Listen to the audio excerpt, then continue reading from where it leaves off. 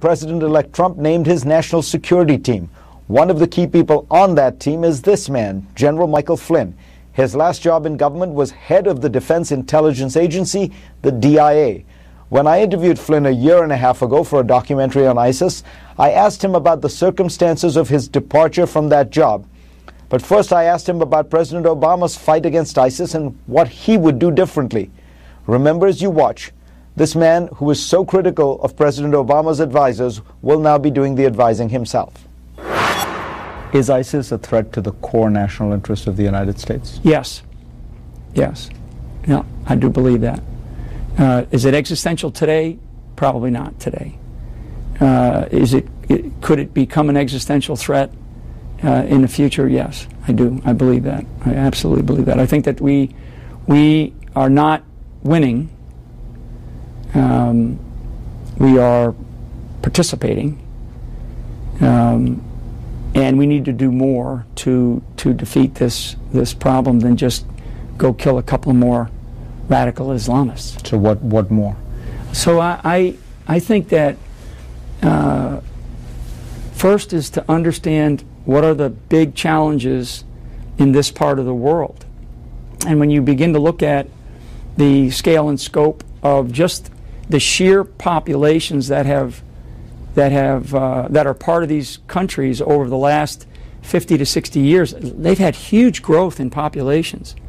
I mean, you know, they're in the tens of millions in many of these countries, and this goes all the way over to West Africa and certainly Central Asia, to even into Indonesia to a degree. But in the greater Middle East, which I would also include East Africa and parts of North Africa, we have to look at, I think, number one, some type of economic transformation.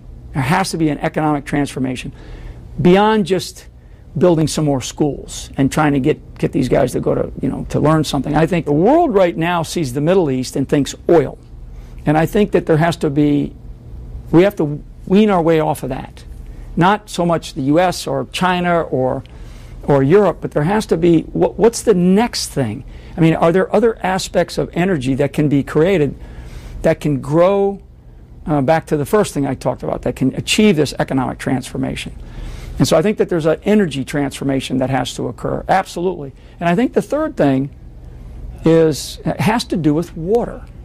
Water as a means to increasing the economic health of the region. But you're talking about a huge transformation of the whole region, 300 million people, which would be incredibly costly, laborious, generational.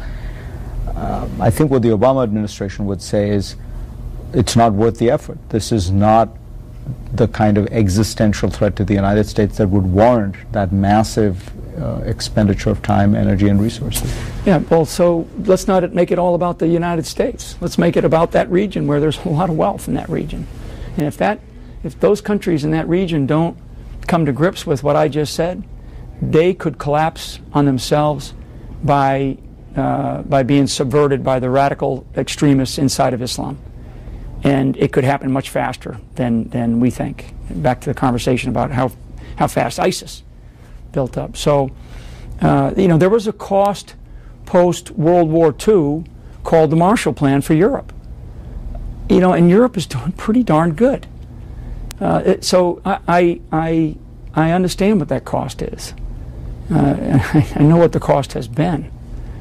So I think that we have to at least consider it, and it has to be seriously considered.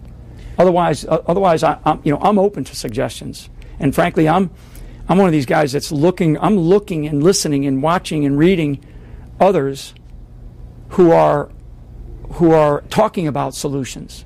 Because everybody keeps talking about how bad it is and how bad Al-Qaeda is and how bad ISIS is and how, radical Islam. I got all that. I've been dealing with that for a decade, up close, personal. We need solutions. And I do think that in the 21st century, we need 21st century solutions with 21st century tools. And governments are no longer just the tools that should be applied. Why did you leave your post at the DIA? I left because I was ready to retire. And I had some, just differences of opinion with one of my bosses, and as the director of DIA, you have a lot of bosses. So the reporting I've read suggests that you left because there was a disagreement over the nature of this threat. Yeah, I would just say that I retired when I wanted to retire, and I'm happy in retirement. You had a more urgent view of this threat than some people above you?